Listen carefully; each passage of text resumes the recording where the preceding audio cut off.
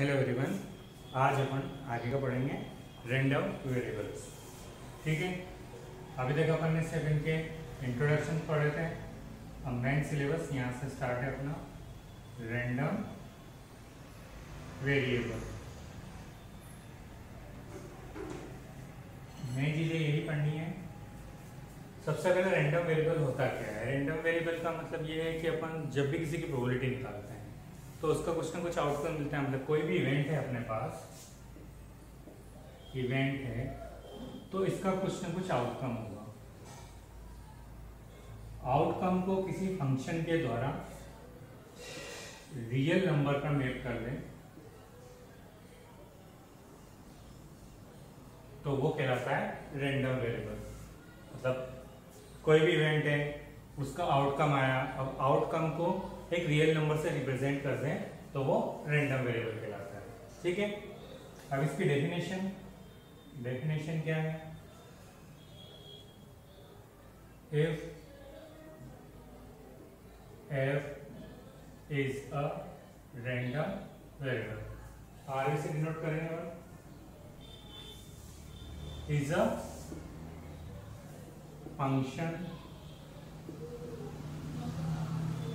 A function of एक variable मान लेते हैं अपन x omega with domain s and range जो होगी -∞ टू ∞। ठीक है, तो किस प्रकार होगा कि एक रियल नंबर पे such that for a real number A. अब इसके लिए रियल नंबर के लिए क्या होगा, द इवेंट जो होगा, द इवेंट होगा अपने पास जो भी आउटकम है ओमेगा।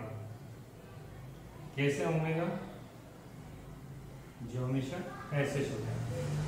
ठीक है, और ये किसी मेजरेबल फंक्शन से आया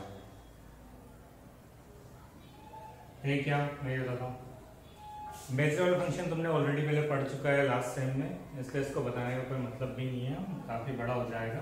तो अपने जो मेन फोकस है उस पर ध्यान रखते हैं। क्या बोला है कि आउटकम होगा, आउटकम किसी फंक्शन से रियल नंबर को किसी पे डिनोट करेगा। तो फंक्शन क्या काम करता है, मान लेते हैं ये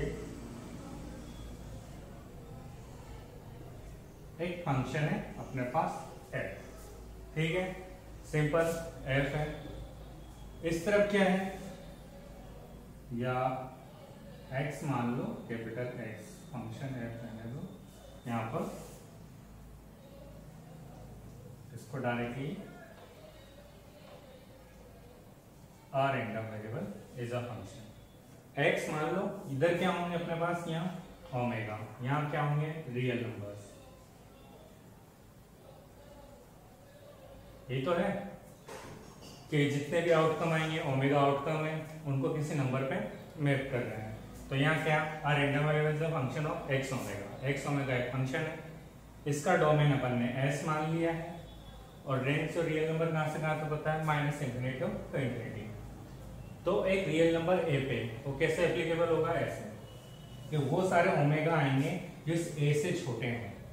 कोई भी एक फिक्स नंबर ले लेंगे अपन a, उससे छोटे जितने भी होंगे, वो जितने भी आउटकम होंगे, वो उसके जो फंक्शंस होंगे वो रैंडम वेरिएबल कहलाएगा। ठीक है, तो ये आउटकम है, आउटकम से जो फंक्शन बना है x ओमेगा, ये अपना रैंडम वेरिएबल होगा। सिंपल भाषा में अपने को सिर्फ इतना याद रखना है कि जितने आउटकम होंगे वो आउटकम किसी न किसी नंबर को रिप्रेजेंट करेंगे। वो नंबर से जो फंक्शन बना रहा है, जो फंक्शन है, वो ही कहलाता है रैंडम वेरिएबल। ठीक है, अब इसके आगे का क्या है,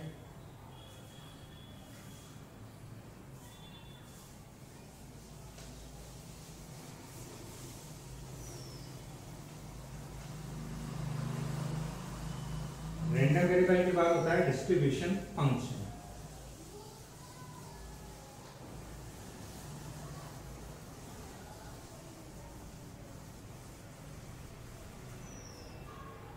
अपने पास है next distribution function. Distribution function. अब डिस्ट्रीब्यूशन फंक्शन क्या होगा कि जो रैंडम वेरिएबल है उसका जो डाटा है वो किस टाइप से दिखा हुआ है, मतलब डिस्ट्रीब्यूट किस हिसाब से किया है। ठीक है, तो देखो सबसे पहले तो let x be a random variable. x को अपन ने एक रैंडम वेरिएबल मान लिया है, तो फंक्शन दें the function f defined by, इस टाइप से ये फंक्शन डिफाइंड होगा कि जो रैंडम वेरिएबल की प्रोबेबिलिटी है वो अपने को निकालनी है। तो ये गिलाएगा अपने पास डिस्ट्रीब्यूशन फंक्शन, और इसकी वैल्यू क्या थी अपने पास, अपन ने भी पढ़ी है, ओमेगा इस x से छोटा। ठीक है, वहां अपन ने a माना था, यहाँ स्मॉल x मान लिया है, सिर्फ डिफरेंस यही है, वही ओमेगा सर है, उनकी प्रोबेबिलिटी जो गिलाएगी वो गिलाएगी डिस्ट्रीब्यूशन फंक्शन। ठीक है, ये गिलाता है is called distribution function on x। अब नेक्स्ट इसकी कुछ प्रॉपर्टीज है।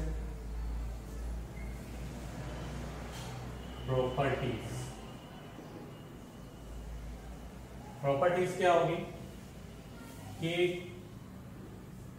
कुछ पॉइंट्स है फिक्स है, अपन ने इस टाइप से माना है कि f is the distribution function then and let f is a distribution function if a less than b। इस टाइप का डिस्ट्रीब्यूशन फंक्शन है, then p a less than x b, ये हो जाएगा F B minus F A. ये काफी important है, ये तुम्हें याद रखना है, और फिक्स से ही इनइक्वालिटी यहीं लगेगी, यहाँ नहीं लगनी चाहिए, ये यहाँ हटनी नहीं चाहिए। अगर हट जाती है कहीं और लग जाती है तो देखो क्या है। केस फर्स्ट, अगर इसको मैं यहाँ भी लगा देता हूँ तो कौन ऐड हुआ है, प्रोबेबिलिटी ऑफ ए। यहाँ पे क्या होगा, F B minus F A plus P X equal to A, इसकी प्रोबेबिलिटी ऐड हो जाएगी। केस सेकंड, अगर एक्स पे तो रहे और यहाँ से हट जाए तो वो क्या होगी, F B minus F A. Add कौन हो रहा है, ये एक्स इक्वल टू ए पे, लेकिन यहाँ से हट गई तो minus e x equal to b पे। ये याद रखना है, नोटेशन हमेशा ऐसा ही होना चाहिए। अगर इनमें से कोई चेंज है तो उनको इस टाइप से चेंज करेंगे, क्वेश्चन करेंगे उससे समझ में आ जाएगा कैसे क्या है, लेकिन मेन प्रॉपर्टीज ये ही है। ठीक है, अब नेक्स्ट है अपने पास discrete random variable. Random variable के टाइप्स हैं, दो टाइप के होते हैं, एक डिस्क्रीट एक कंटिन्यूअस।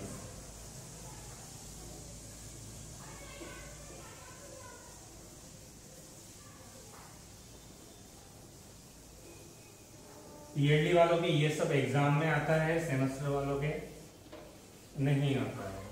ठीक है,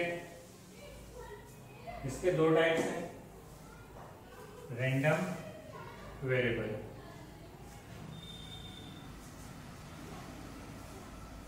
डिस्क्रीट एंड कंटिन्यूअस। दो टाइप के हैं, एक तो डिस्क्रीट एंड एक कंटिन्यूअस। इसका जो डिस्ट्रीब्यूशन फंक्शन बनेगा उसको अपन बोलेंगे पी एम एफ। इसका जो डिस्ट्रीब्यूशन फंक्शन बनेगा उसको बोलेंगे पी डी एफ। ये होगा प्रोबेबिलिटी, मास फंक्शन,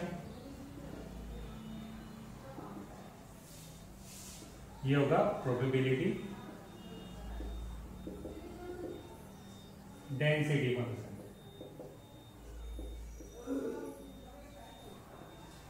देखो डिस्क्रीट होगा तो डिस्क्रीट में कुछ कुछ पॉइंट होंगे, मतलब इस टाइप से डाटा होगा,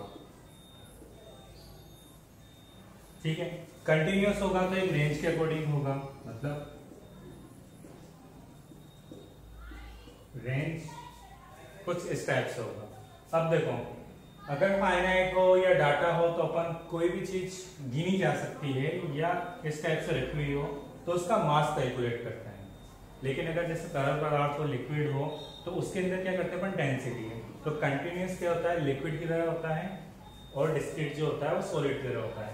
इसलिए इसका distribution function probability mass function कहलाता है और इसका प्रोबेबिलिटी डेंसिटी फंक्शन, क्योंकि इसका मास नहीं निकालते, इसका डेंसिटी निकालेंगे और इसका मास निकालेंगे।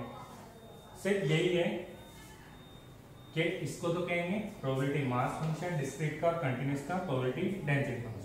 अब इनके फॉर्मूलाज क्या है, इनकी डेफिनेशन वगैरह, ये हो जाएगा P X equal to X, probability of X equal to X I. इसको अपन मान लेते हैं पी आई या 0। अगर ये इसमें रहेगा x इक्वल टू एक्स आई, जो भी अपने पास मिलेगा x इक्वल टू एक्स आई, तो ये वैल्यू आएगी, एंड अदरवाइज, ठीक है। अगर अपने पास जो आउटकम आ रहे हैं वो सही आ रहे हैं तो पी आई किसी न किसी प्रोबेबिलिटी मिलेगी। अगर उस सेट के बाहर का क्वेश्चन है, मतलब बाहर का है, तो 0 होगा। जैसे ये एक डाइस है, डाइस में थ्रो करने पर 7 आने की प्रोबेबिलिटी क्या होगी, 0 ही हो सकती है, क्योंकि डाइस में कभी भी 7 नहीं आता है। तो ये इसी टाइप से है, अगर वो उस स्पेस में आ रहा है, सैंपल स्पेस में, तो उसकी प्रोबेबिलिटी निकल जाएगी, अदरवाइज 0 होगी। ये सभी में अपन लिखेंगे तो 2-2 लिखेंगे, अगर सैंपल स्पेस का है तो उसके कुछ ना कुछ मिल जाएगा, अदरवाइज 0 मिलेगा, ठीक है। इसके ढंग से लिख लेते हैं अपन, क्या है, इफ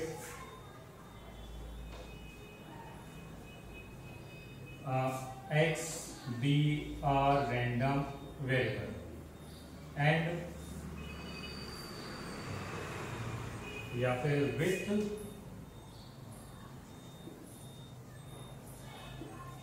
discrete या distinct values x1 x2 xn, ये आगे तक यहाँ तक है, then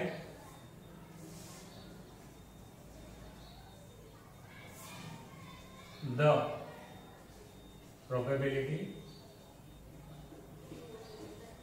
function